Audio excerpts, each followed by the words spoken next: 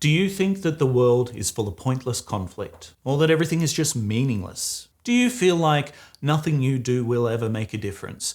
Would you argue that, in a world on fire, there is no hope? Well, I have excellent news. You're wrong. Probably.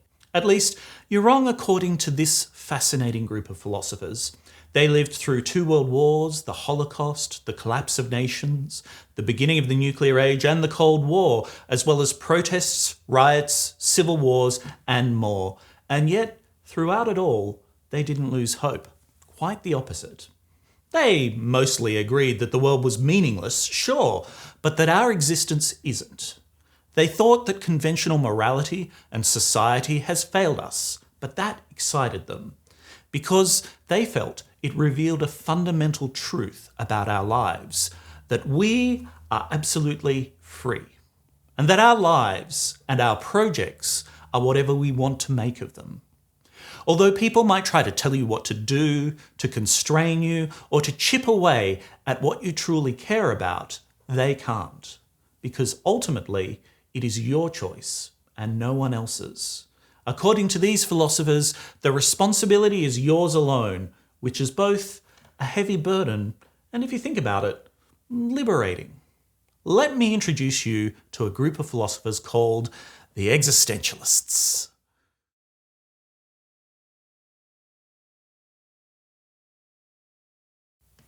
You know, PB, the Existentialists. It's like that joke, the aristocrats. What joke? Oh, no. We cannot tell that joke on YouTube. Why? Oh, it is filthy. Oh, look, can we not get into this now? Because people are now probably away Googling the aristocrats rather than watching this video, and the algorithm's going to hate that. So, let's just roll the opening credits. The Existentialists.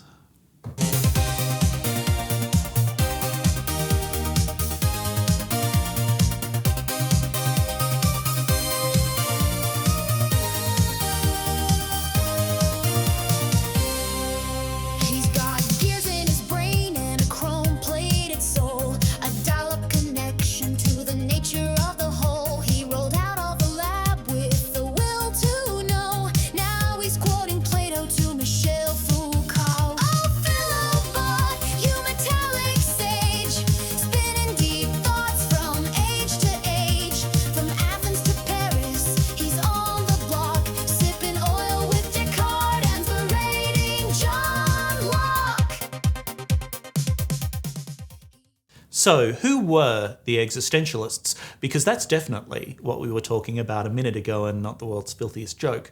Well, in this video, we will cover the basics of what existentialist philosophy is and give you a preview of who they were, why they thought what they did, and how we might make use of their philosophies today, both the good parts and the bad. And it may surprise you how relevant existentialism is to the everyday problems that we encounter. And that's because existentialists prided themselves on being the philosophers of the concrete.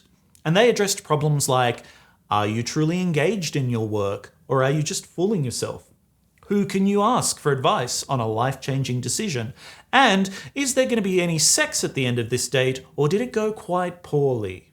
Now that last one is a real example from the French philosopher Jean-Paul Sartre, and it'll require a bit of explaining in the next video, sorry. But where to start? Now, if you've ever met a philosopher, you'll know that we disagree with everybody, especially other philosophers. In fact, we often disagree with ourselves. We're very disagreeable. But before we get into the complexities of existentialism and its many, many disagreements, let's get down the basics. Because there are quite a few philosophical commitments or approaches to the world that most existentialist philosophers actually shared. Things existentialists had in common and often agreed upon. And it helps us to understand the existentialist basic worldview first before we dive into the complexities later. Or, put another way, existentialism. What are the rules? What are the rules? What are the rules? What are the rules? What are the rules? When you've kept your brain, but the world's insane, how the hell you gonna find out the rules? rules might be a bit strong, because philosophers love breaking rules. I mean, hypothetically, for any police officers watching. Or at least, philosophers love pestering you about rules for long enough that you kind of get frustrated and then let them skate by. But call them principles, rules of thumb, common claims, or predicates, if you want to be fancy. And several of the philosophers we'll discuss over the next few videos even refused to be called existentialists. In fact, they did so loudly over many glasses of wine and late into the night. But they're dead now, so we call them existentialists anyway. For now, let's go over 6 general rules of existentialism that these philosophers would have likely agreed to, but with some quibbles. You know, if they weren't dead. Rule number 1. God is dead. Or at least, if God is still around, then God, in whatever form that takes, is kind of fundamentally unknowable. We'll talk about theistic versus atheistic existentialists in a later video, but the short of it is that even the existentialists who believe in the existence of God are pretty modest about what they think that can tell us about the universe and how it should direct our lives or our engagement with the world. And the rest of the existentialists who don't believe in God, well, they think that means no 10 Commandments, or your preferred equivalent, no religious law, and no foundation for morality or anything that comes from outside of the individuals themselves. In other words, life's kind of like a big Lego set, and we're all kids let loose in the biggest Lego store in the world, which incidentally is right here in Sydney, Australia, by the way. Take that, you cramped British dungeon in Leicester Square. But bad news. With all of those bricks and minifigures, there's no instruction booklets to go along with any of it. God isn't going to tell you what to build. And that means for existentialists, there's no hidden meaning or purpose contained within the world itself. So that's rule number 1. No God and no guidebook. Which leads us to problem/rule number 2. Existence precedes essence. It's an age-old philosophical question, I know, but here goes anyway. Which one comes first, the chicken or the idea of the chicken?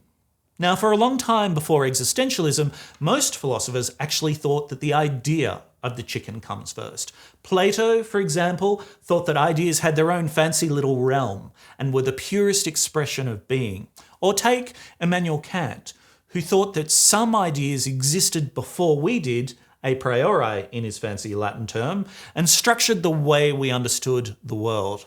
Another philosopher, G.W.F. Hegel, also thought something, thesis, antithesis, synthesis, something, reality being shaped through evolving ideas, something. I don't really remember what Hegel said, and we're not doing a video on Hegel anytime soon. So let's just say he was keen on ideas coming first too. The existentialists will have none of that. For them, the world is full of stuff. Wood and glass and metal and whatever Philibot's made of. Not the idea of chairs or of the idea of coffee tables or the idea of lamps. And we, human beings, we arrive into the world and we project onto stuff the ideas that fit our various projects. For example, say I see some really snazzy and pretty graphic fabric in IKEA, and like Mondo Guerra, you know, the true winner of Project Runway Season 8, Justice for Mondo. And like Mondo, I turn that graphic fabric into a pair of curtains for my home office. The idea of the curtains didn't precede the stuff of the fabric.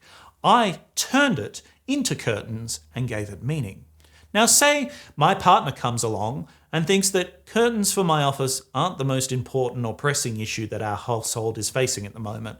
Rather, it's the dire shortage of decorative accents in the living room.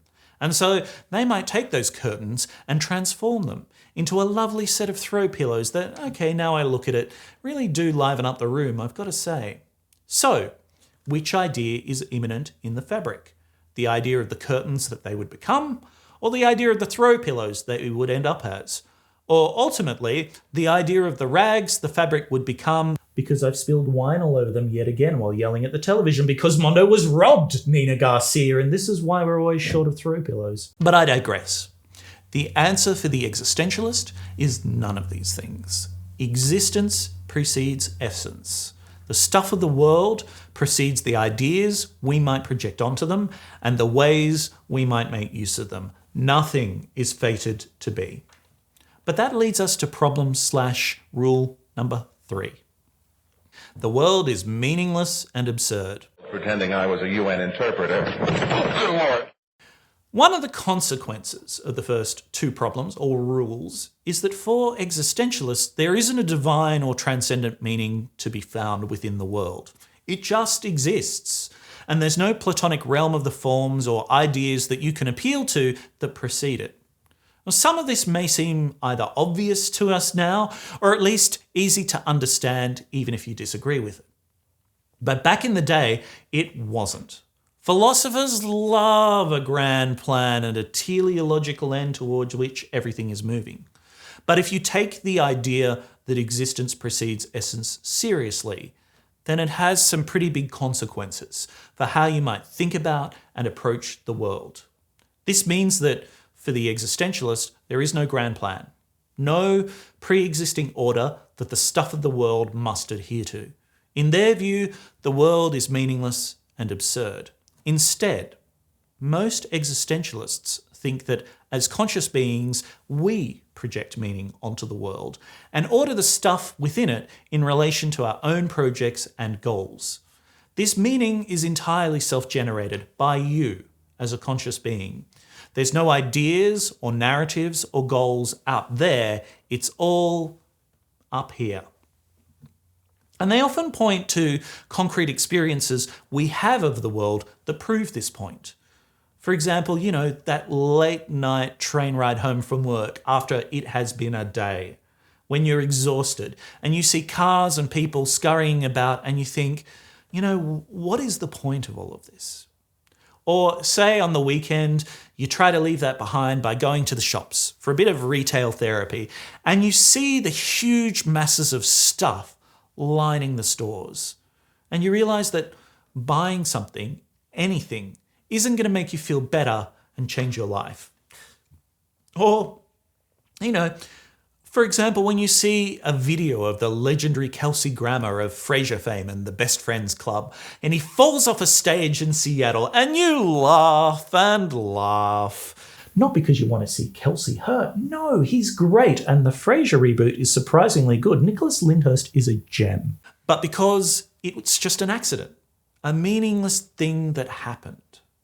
When you laugh at absurdity, it is the laughter of a being that searches for purpose and for meaning in the world, and realizes that the world is full of random crap that just happens. You give the world meaning, not the other way around. Which leads us to rule number 4. Consciousness and the individual. So, the world is full of stuff. But there's one odd category of things amongst all of that stuff that doesn't seem to fit, and that's us.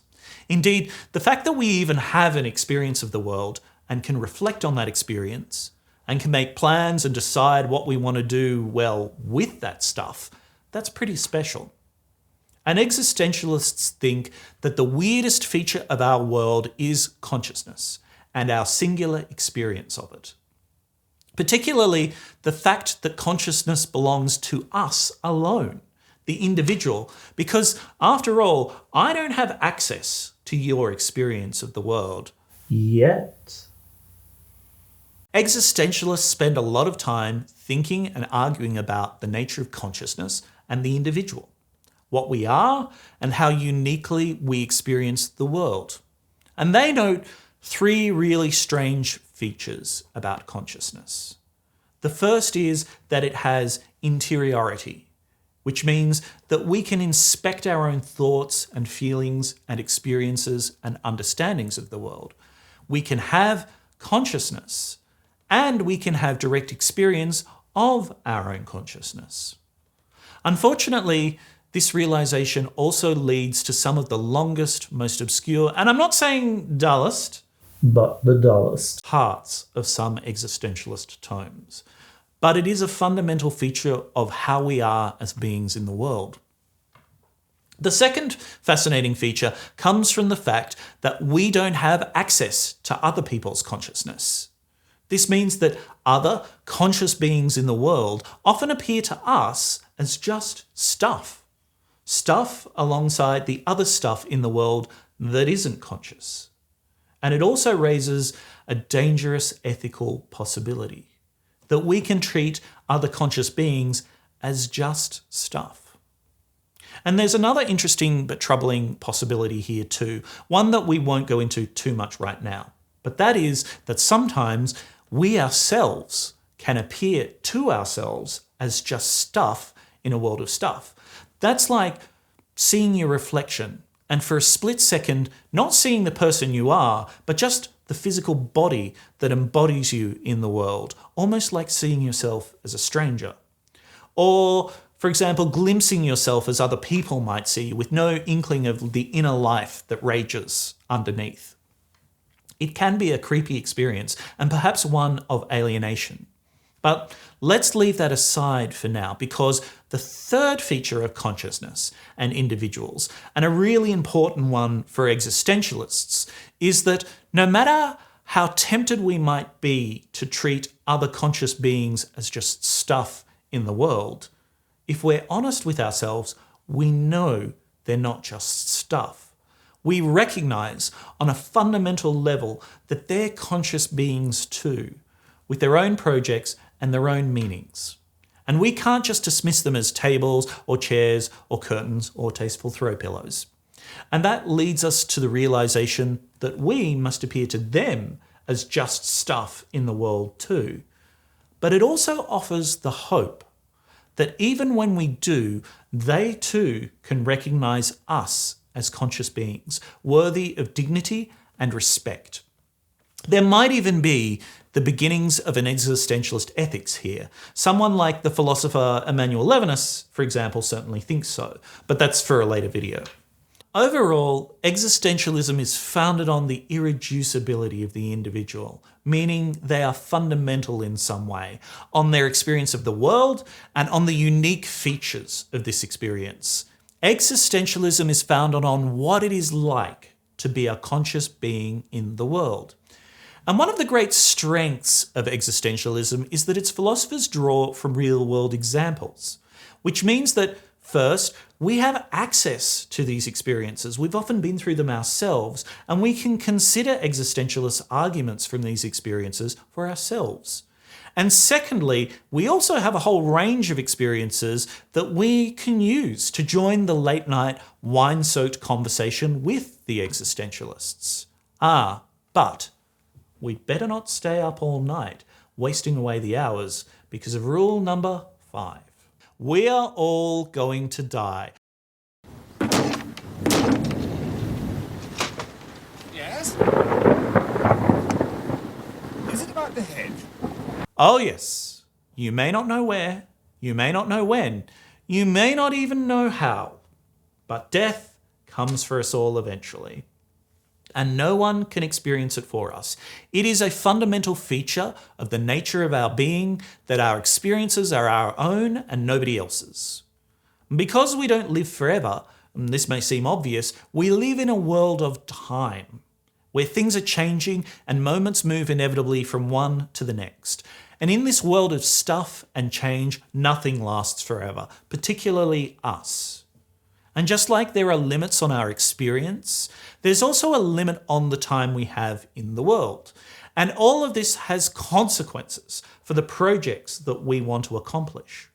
It also means that we are on a journey in one direction. And no matter which way we turn, we are oriented and headed towards our own death. For many existentialists, this being towards death is a way to snap us out of living in a realm of the others, which is thinking that the stuff we do to satisfy society or expectations or some impersonal judge or philobot matters. It doesn't. Your time and your experiences are your own, and only you have them, and they're finite. Use them or lose them. So, Just a random example, I don't know.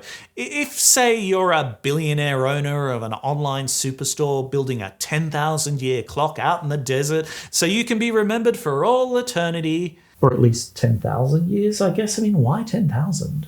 Don't bother. You'll be dead. And no one is going to care about your stupid clock as much as you do when you're gone. Because the other doesn't exist.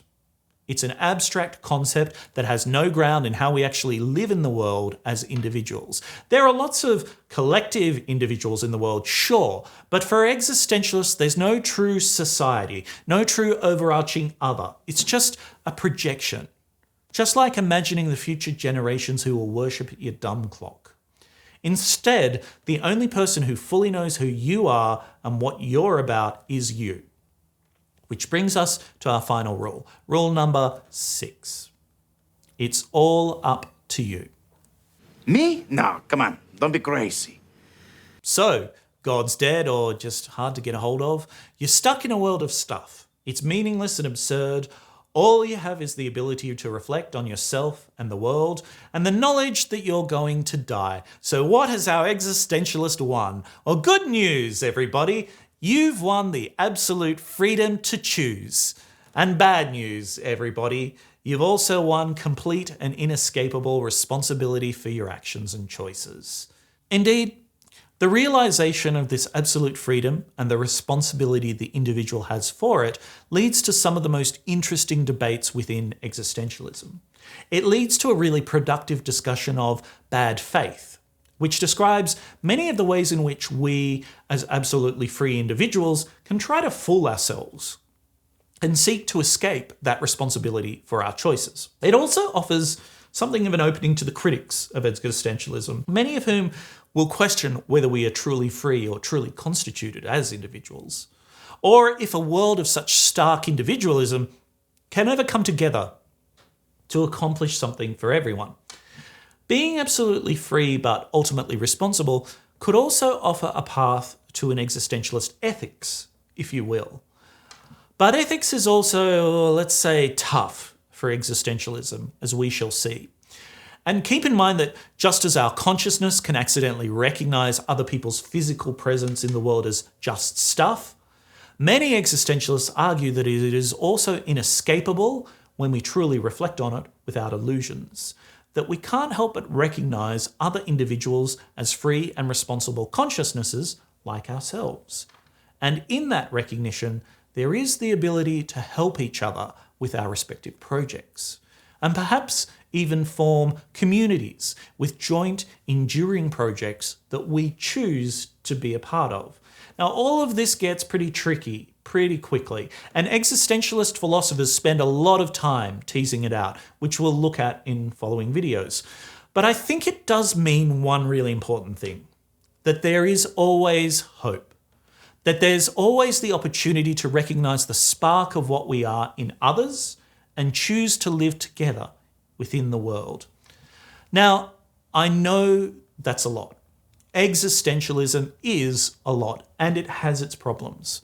But hopefully, we've now got a better sense of some of the rules, which were God is dead or difficult to know, existence precedes essence, the world is meaningless and absurd, consciousness and the experiences of individuals matter, we're all going to die, and we have an absolute freedom and an inescapable responsibility to choose. You might disagree with some of these predicates or challenge them. I certainly do, and we'll be critiquing some of these elements in subsequent videos. But that's existentialism. And I think we just found out a new rule. And that's all for this video. But in the meantime, use your absolute freedom to choose and share your thoughts in the comments below. Philobot is forcing me to do a questions and answers video later on, so we'll definitely discuss a lot of the points that you make. And in the next video, we'll discuss the most famous philosopher of existentialism, Jean-Paul Sartre, who was the only philosopher ever to have a sex life and drug use problem that matched that of the Rolling Stones. And he was more popular than them, in France at least. Let's not go crazy. But until we meet again, be wise and be kind.